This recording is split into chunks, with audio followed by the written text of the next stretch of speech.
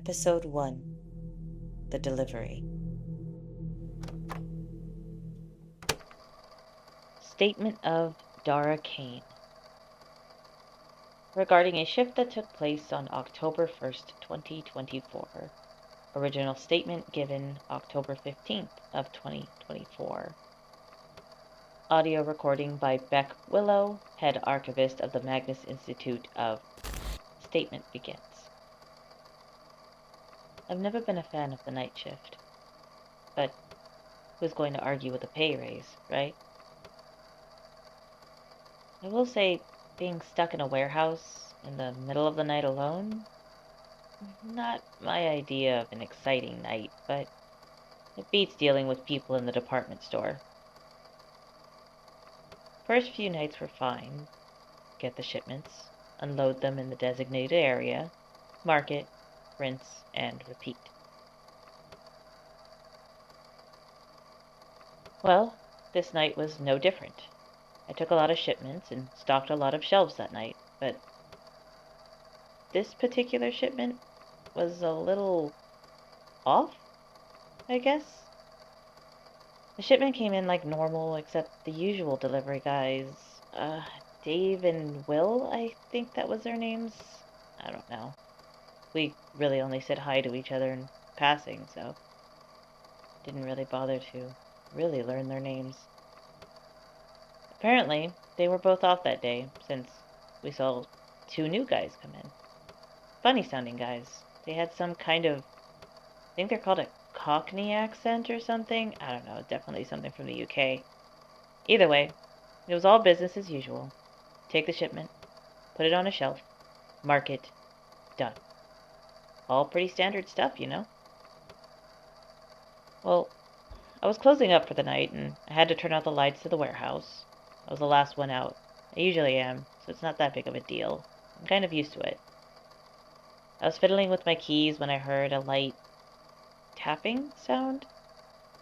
Knocking. Something like that. I called out to see if anyone was there, but no reply. So I turned the lights back on and did a quick walkthrough. And as I expected, nothing. There was nothing there, which is how it should be because I was the last one out. I assumed it was a wild animal or a bird that flew in while the garage doors were open, so I thought maybe I would have the morning shift deal with it.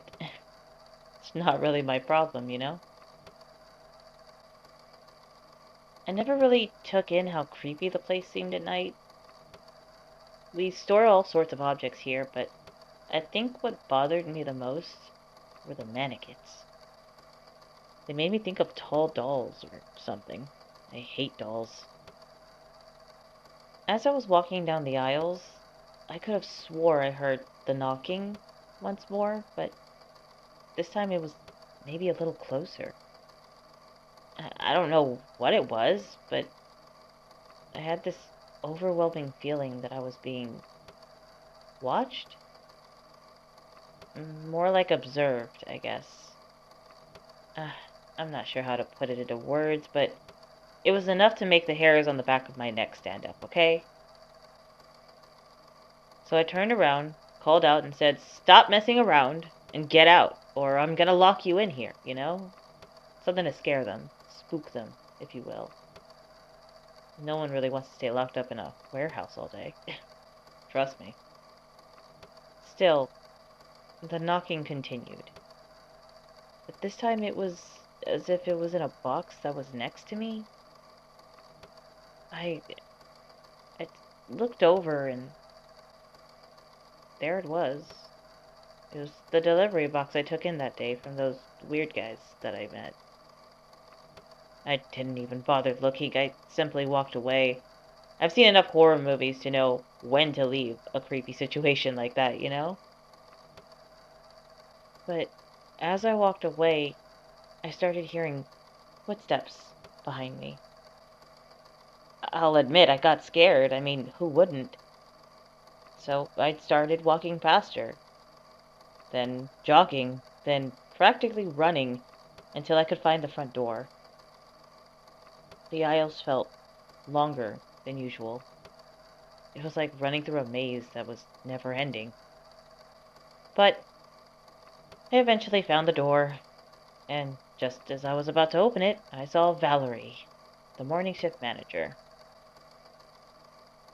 I felt relieved to see her, but without any words, I simply tossed the keys at her and left.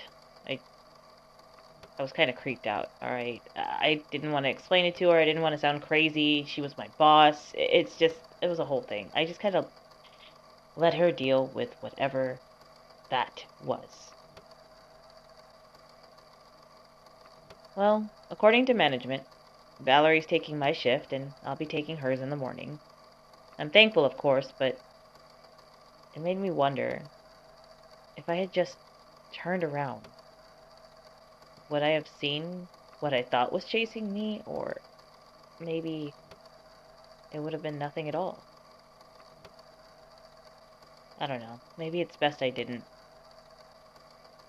I kind of get the feeling I wouldn't have been here if I did. I don't think I'll work here much longer. That's probably for the best. Statement ends. Well, it does sound like somebody who's just a little bit overworked. Working the night shift can definitely do that to you. I would know. But they do bring up a few notable instances.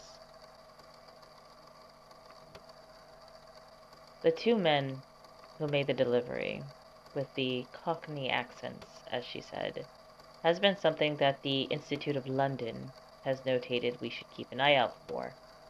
So, that's exactly what we're going to do. I'll send in a team, and I'll probably just send out a mass text and see who's available. I don't really care who does it, I just want it done. I have too much to do here in the archives. So, I'll leave it to chance and see exactly who's available.